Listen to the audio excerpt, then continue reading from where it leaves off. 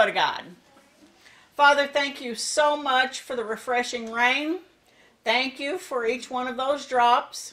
Father, I pray for safety for people traveling. I pray for those that are working out in it. Father, thank you for those that are here today. It's a blessing to always see the faces come in. And I know that we want to hear what you have to say, not what I have to say. Father, I thank you for this word. I thank you for this study. And I ask that all of us be like Peter. When we make a mistake, we will ask for forgiveness and start all over again. We ask all this in Jesus Christ's name. Amen. Amen.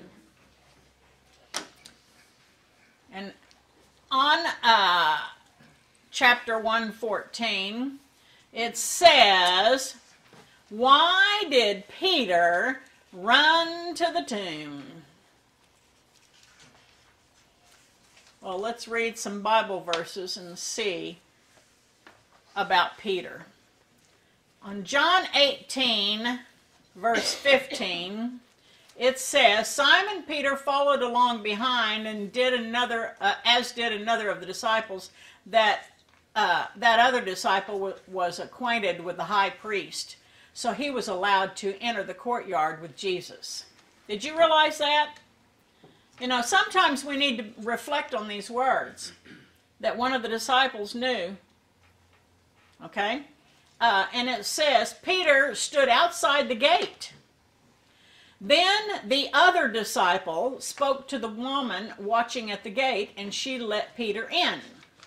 That woman asked Peter, aren't you one of Jesus' disciples? No, I am not. And the guards at the household servants were standing around the charcoal fire, and they had made, because it was cold, and Peter stood there with them warming himself. And then it goes on to verse 25, and it says, meanwhile, as Simon Peter was standing by the fire, they asked him again, aren't you one of his disciples? I am not, he said.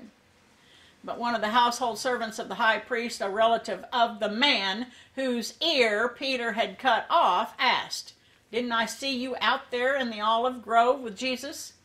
And again Peter denied it, and immediately the rooster crowed.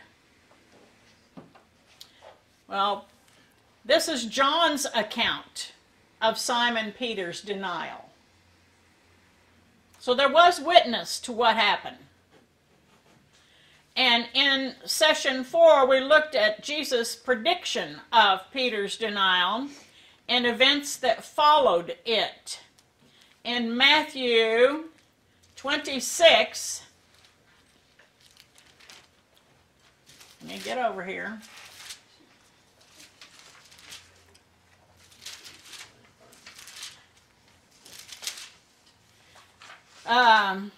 Verse 31. This is a long chapter.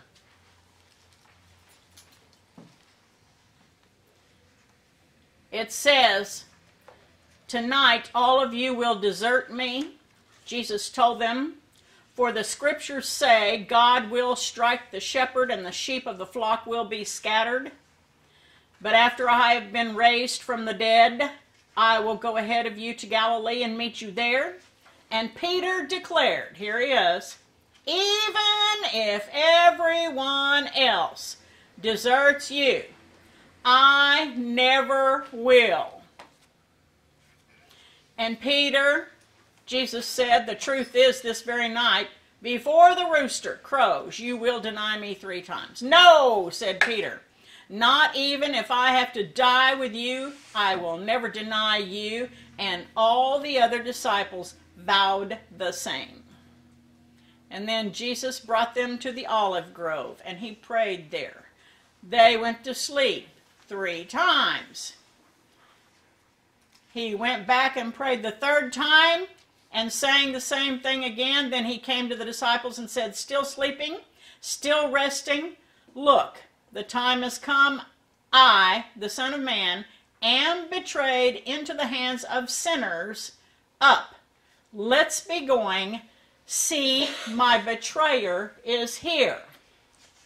And then it goes on, and it says, what page are you on? I'm in my Bible. Okay. And even if he said this, Judas, one of the 12 disciples, arrived with a mob that was armed with swords and clubs, and they had been sent out by the leading priest and other leaders of the people, and Judas had given them prearranged signal.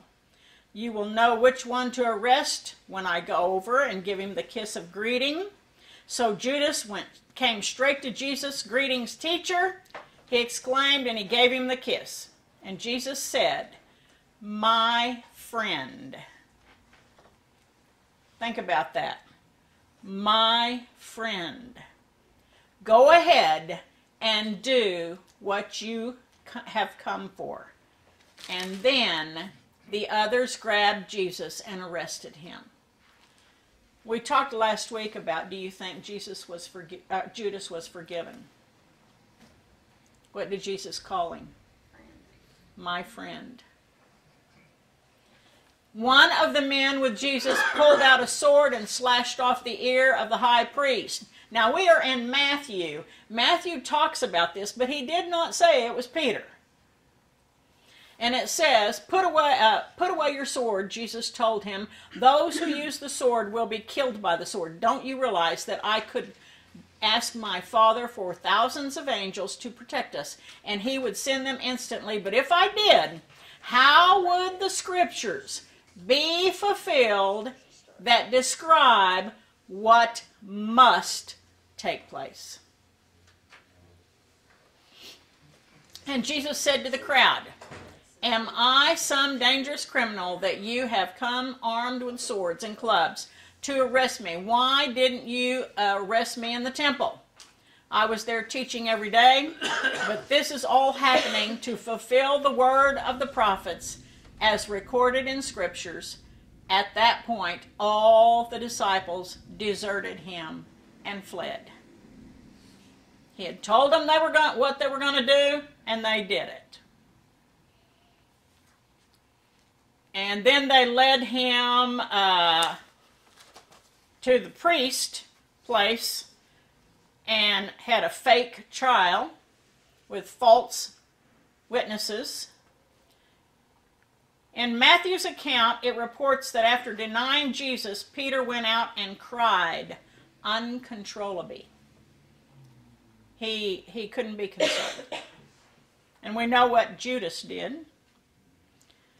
John's account did not say Simon Peter what he did after the rooster crowed, but in Matthew said.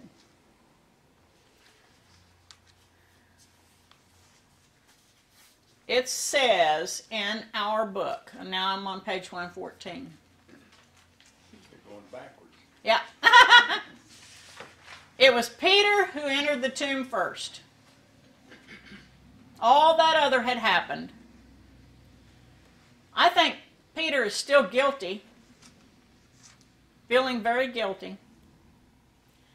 He is not yet convinced that Christ is risen. Despite the testimony of the women who ran in and said, I've seen him. The fact that Jesus had said, and especially tell Peter, that he was there.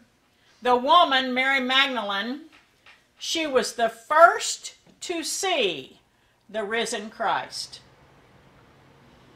She was the first to see. Now, who was she? She financially supported his mission. She had the courage to stand at the bottom of the cross with her mother, and she accompanied the body to the grave. It was Mary that God gave the privilege to speak to first. And I want you to tell Peter. Go tell Peter. It says on this page, Luke tells us that two other followers of Jesus, Cleophas, the anonymous disciple, and another disciple were walking to Emmaus. How many of you have been to Emmaus? Quite a few. An experience I'll never forget. Ever, ever, ever. Wonderful experience. Walked to Emmaus with their faces down. They were depressed. They were talking about what had happened in Jerusalem. They were unhappy that their new leader, their Messiah, had been killed and had died and was buried.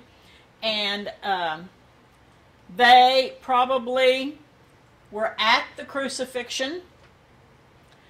They'd already heard that the tomb had been found empty. And they were talking about where could he be? What happened to him? The women had claimed that Jesus was alive. But their faces were downcast. They didn't yet believe that. They, like Peter, didn't believe the report of the women, and they were probably going back home to work. Where did Peter go? He might have gone fishing after he cried. That was where his comfort was. And after he had run to the tomb, Jesus approached those two disciples on a road. He appeared as a stranger. Have you ever had someone surprise you that you didn't know was coming to a birthday party or a anniversary party, and they sneak up behind you and they say, "Hey, I haven't seen you in a while," and you turn and you look at them? At first, you don't realize who they are because you're not expecting this. And then you look at them and go, "Oh!" That's what happened to these two. That's what happened to these guys. The stranger, the Messiah that had died, was explaining things to them on that road, and they didn't know who he was. But they went and they were going to break bread together that evening. When they started breaking bread and having communion, they sat there with him and their eyes were opened.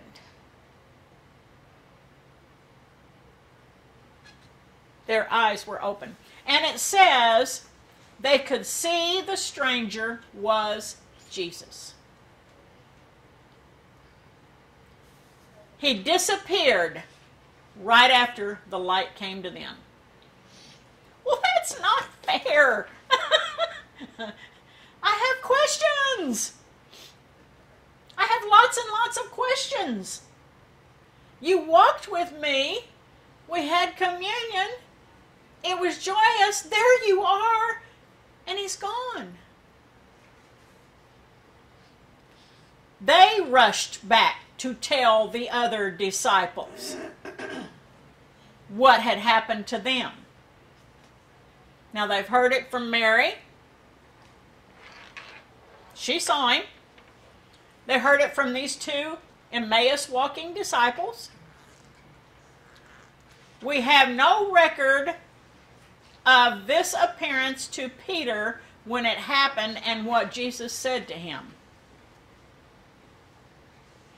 But we do know in Luke 24 and from 1 Corinthians 15:5, here's what it says.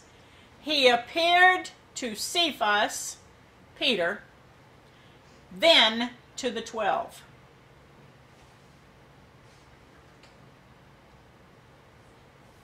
Peter wrote in 1 Corinthians years before any of the other Gospels were written what happened, but we don't have all those details. Jesus intentionally went to Peter. Intentionally. The rock. The one he took with him in the prayer garden. The one he felt so much love toward. You are the rock. He needed Peter to know that he was alive.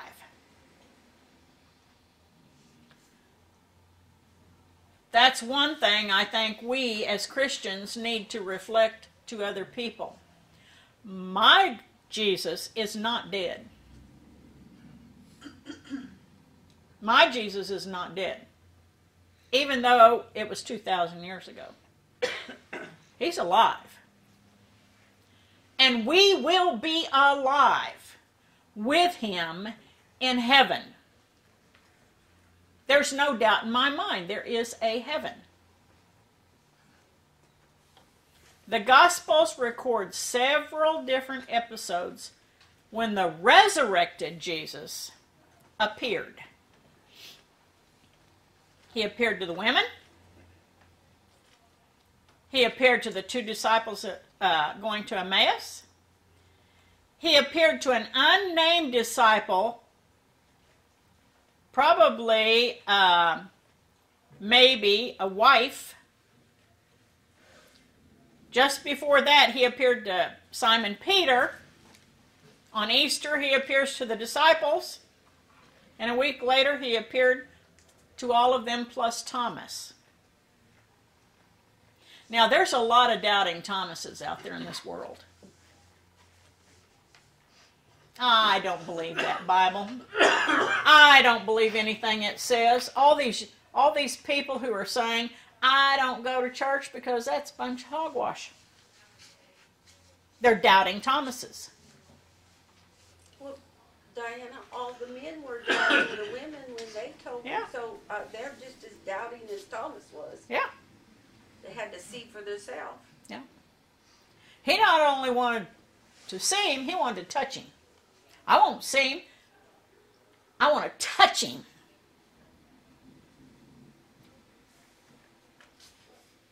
Matthew and Luke record giving the Great Commission just before Christ's ascension. And Matthew, it occurs in Galilee, which is where they were all headed to. They were hiding in Galilee. There's a bunch of resurrection appearances. The one book that I read, the little Muslim kid that was trying to prove that Christianity is a false Christian belief and that Muslim belief is the only belief, he tried to disprove everything. I mean, he went to a lot of people in his investigation. And he tried to use his Quran to disprove the Bible. And everything he found in the Quran proved that Jesus was a real man. Everything. And everything he tried to disprove in the Bible, he couldn't disprove. Because the Quran proved it. Huh. People have been trying for years and years and years. On page 116, it says we're going to go have breakfast at the lake. Let's look at that. I can't imagine having fish for breakfast, but let's look at it. It says Andrew, James, and John and their hired men were cleaning the nets. So they did go back to their job. They were sitting there working on their nets. Jesus was walking along the shore. He stepped into Simon's boat. He pushed the boat away from the shore because the crowd was crowding in on him. And Jesus said, go to deeper water. They caught an amazing haul of fish. Have you ever caught an amazing haul of fish? I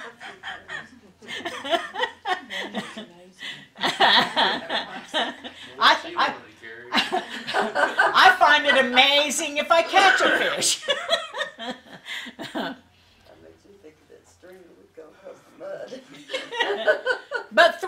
years later, they find in John's Gospel that Jesus' last conversation with Peter before he leaves the disciples parallels Luke's account of Simon's calling and John's account of reinstatement of Simon, and that so they too confirmed each other.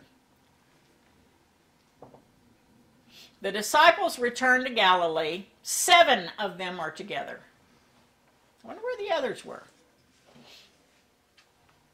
Simon Peter, Thomas, Nathanael, James, John, and 2 other unnamed disciples. They were reminiscing everything that had happened. It's after supper, and Simon Peter says to the others, I'm going fishing. We'll go with you. They go out in the boat. They fish all night.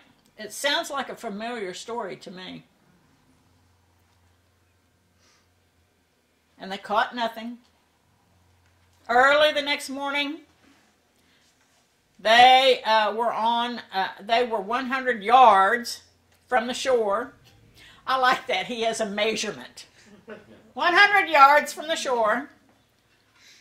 And they saw a man standing around a fire cooking fish for breakfast. Now they've seen this same man many, many times. He shouted to them, "So did you catch anything?"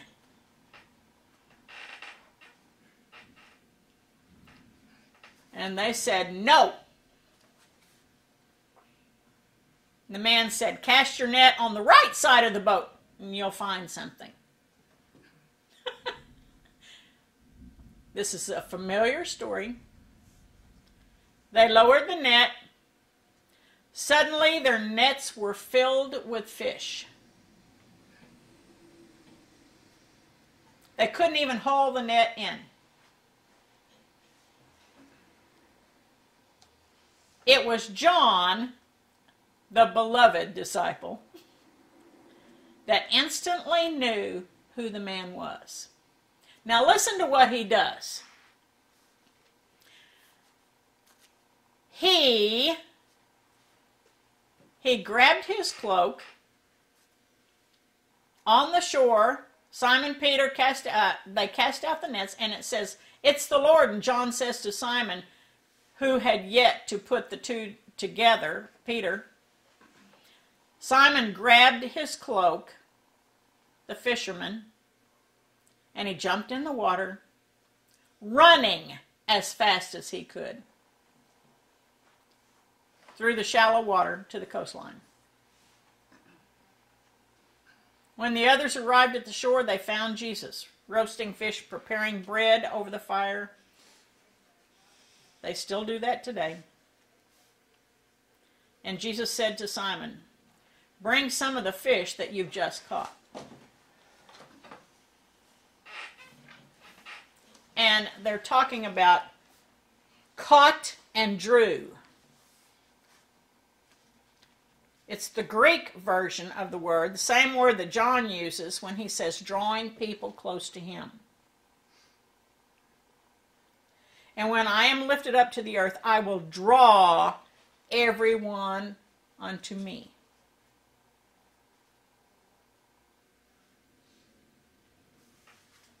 The church, early church, called John the spiritual gospel. I like John. I like that book. And it's Peter's pulling in a huge haul of fish. It meant to be a picture to John. And he wanted to paint Peter's role of the early church. He is the one that drew people to him. We all know there are certain preachers that draw people. They draw crowds. When people hear them speak, I'm going to go the next time and I'm going to hear him again. We all know there's people like that. They just have a charisma about them. Was it John's way of recounting that Jesus called Simon and the others to be fishers of people? I think even John knew that Peter had charisma and that he would draw people to them. John didn't feel that, evidently. He didn't feel he had that charisma. But he knew that Peter did. What's funny to me is the thing they did next. The others brought the boat in, and they dragged the fish in, and they counted the fish. What is so important about counting those fish? Bragging rights. Make a good story. Huh. Maybe that will tell them how much money they have for the night Well, of work. there you go. They made their money by this. So they would know how much money they were going to have. Exactly. John gives this level of detail. The detail is symbolic. I heard that there's 153 different tribes of people on earth. That's what I heard once. I don't know if that's a true statement. I haven't ever looked that statement up. But, absent clear evidence, we can at least say that this was a large haul of fish. They're going to make a good amount of money off of this. Christians today remember the story at the Sea of Galilee. It's 1.5 miles southwest of Capernaum. It's at the place called Seven Springs. The first church was built there.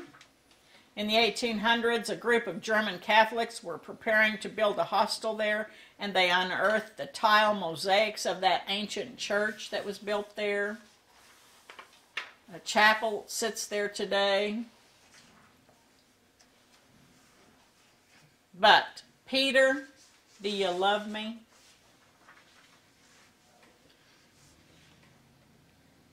Jesus was breaking bread with his disciples and pointing towards the Eucharist, a communion.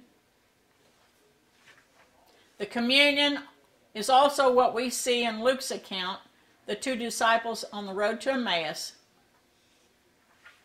The stranger walking with them broke the bread and gave them the drink.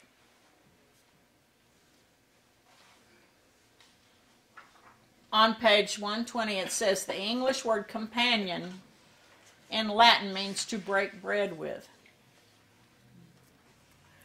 Breaking bread, Holy Communion, the Lord's Supper. Remembering our connection with Jesus Christ. That is a meal of reconciliation. Forgiveness. It was the Last Supper that Jesus predicted the disciples would fall away from him. And they all said, "Oh no, we're going to be right here." And they all fell away. Simon Peter and Jesus, in that close connection over a charcoal fire, makes it clear that Athraraken, I don't know how to say that word.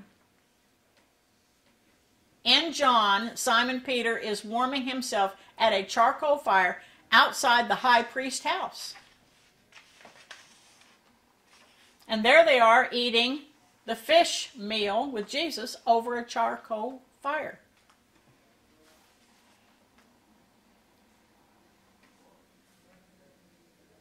He prepared the meal for them.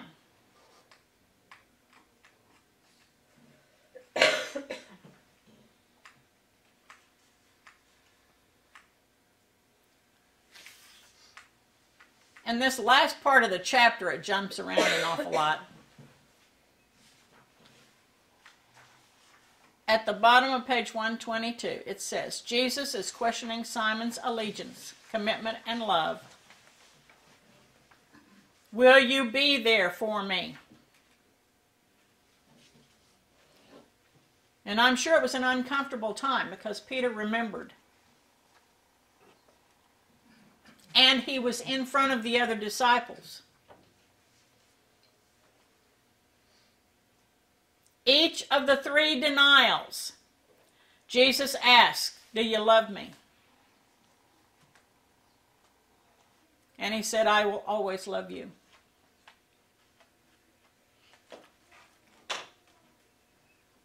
It was a psychological, spiritual examination, a means of penance and reconciliation. It forced Simon Peter to deal with his denial. This writer says, at times when I am consciously aware that I have denied the Lord by my action, it is easy to offer a quick prayer of forgiveness. It assumes that the Lord has forgiven me to go on.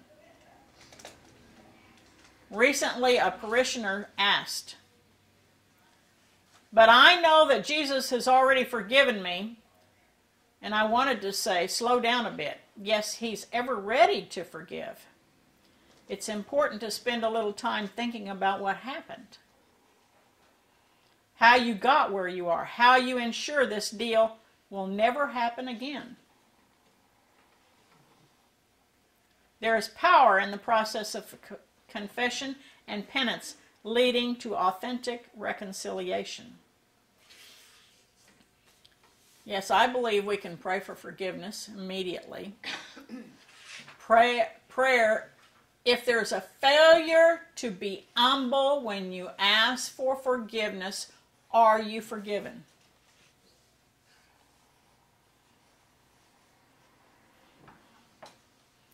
Remember him washing the feet? He humbled himself.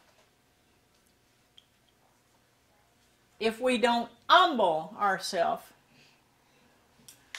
and say, I really need forgiveness, then we're going to do it again.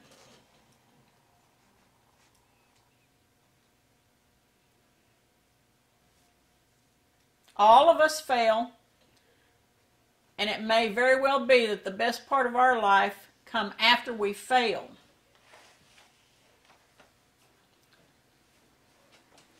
There are a lot of people that have failed that we know. Have we forgiven them?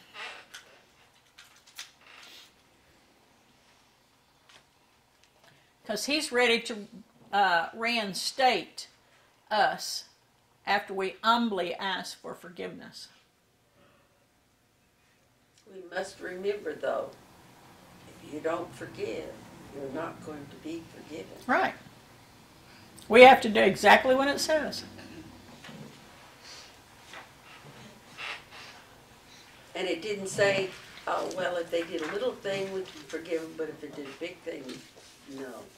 It don't matter what they did. I had you know we are on TV. I had one of my people ask this past week about our book and about our study and about forgiveness and about things that happen, and they've been following along as we study this book. And I said, well, I'm glad you're doing that. You're a part of our class when you do that.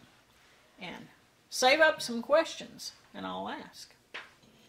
And we got into quite a conversation about forgiveness and things that have been done. And he brought up the fact, remember the story about the kid that was hung, and the people in the town watched him being hung, and then they destroyed him by burning the body. And I said, yeah, we've done some pretty awful things. And he said, we haven't.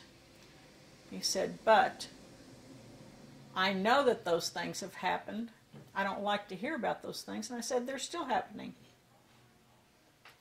They're still happening to people today.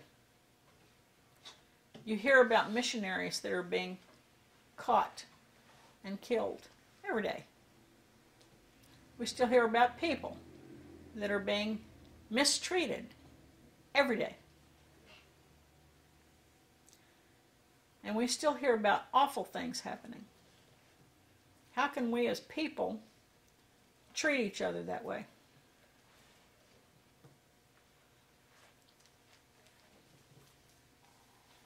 I often ask Ronald that same question. How can people be so cruel, so absolutely cruel to others, fellow human beings? It's just, Exactly. it's unbelievable.